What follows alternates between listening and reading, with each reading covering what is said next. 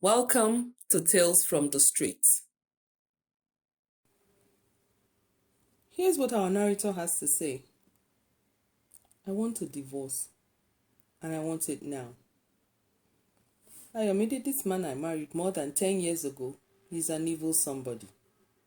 I have 3 children for him, and all I have enjoyed these years is being beaten like a common criminal.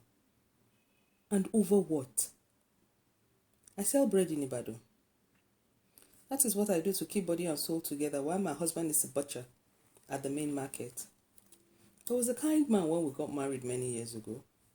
He said he wanted just 2 children, even if they were both boys or both girls. He said he didn't mind.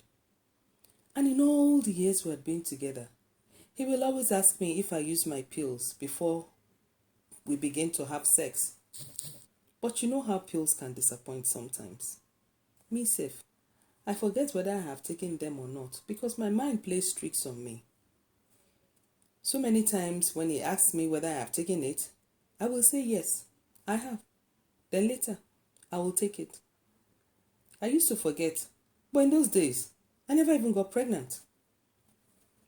But the thing with these pills is that they worry me. They make me feel sick. Many times I feel like vomiting. And that is not good for someone who sells bread from street to street. In fact, that is number 1 trouble for my market. My friend told me I should go for the injection type to be taken every 3 months. And I started going for that one. But even that, it will be as if there is a worm running through my body. I just didn't like it. I asked my husband to be using condoms until I find the right method that works with my body. He refused. He said he cannot use condoms for his own wife, that I should go and ask other women what they use. But I have asked, and the ones they asked me to use are not working for me. It was during the period that I became pregnant again for our 3rd child. He began to beat me after I told him I had become pregnant. He told me he had told me before that he didn't want more than 2 children. Egbamio. Did I pregnant myself? Was he not the one who got me pregnant? Why can't he use condom? Why must I be the only one to use something?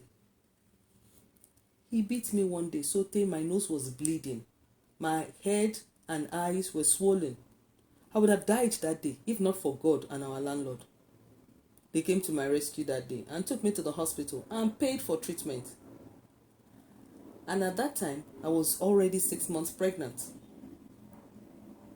After I gave birth, I immediately refused to do any naming ceremony for the child.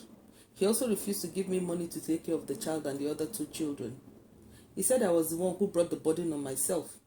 So, he won't pay for anything, not for food or school. He will beat me and send me out of the house every time I asked him again and again. And it will be my landlord who will come to my rescue. In fact, our landlord had warned him several times not to beat me or he will send him out of the house. But he never listened. I would go and beg the landlord, telling him, if you send him out, where will I go with my children? That is how landlord began to beat me.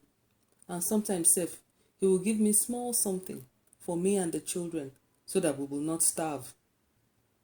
The landlord, he is in his late 50s, I think. His wife died a long time ago and his children are in Lagos. So whenever he gives me money, I'll cook something for him because I know he doesn't have anybody to cook for him. After all, he's the one who's been helping me. So cooking for him is not a problem. Anyway, that's how we started though.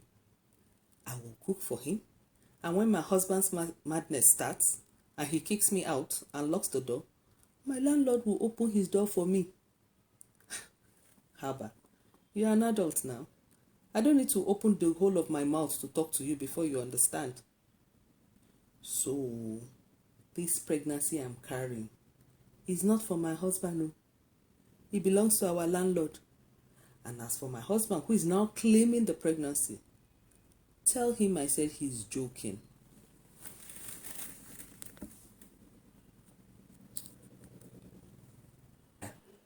If you enjoyed the story, please like, share, and subscribe. Thank you.